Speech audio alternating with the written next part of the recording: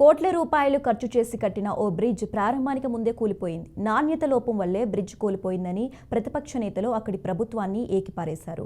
కమిషన్లకు కక్కుర్తిపడి bridge సరిగ్గా కట్టలేదంటూ మండిపడ్డారు.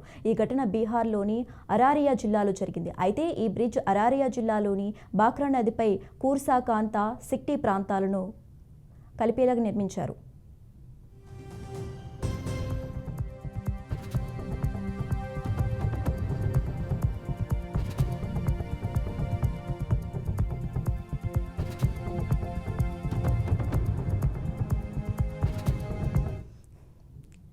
Bridge ఒక్కసారిగా కూలిపోయి పెద్ద శబ్దాలు రావడంతో స్థానికులు ఉలిక్కిపడ్డారు. విషయం తెలుసుకున్న అధికారులు కూలిన బ్రిడ్జ్ వద్దకు చేరుకుని పరిశీలించారు. ముందుగా 3 పిల్లర్లు కూలిపోయినట్లుగా ప్రాథమిక నిర్ధారణకు వచ్చారు. ఈ ఘటనపై స్పందించిన జిల్లా కలెక్టర్ విచారణ జరిపించి బాధ్యులపై చర్యలు తీసుకుంటామని తెలిపారు.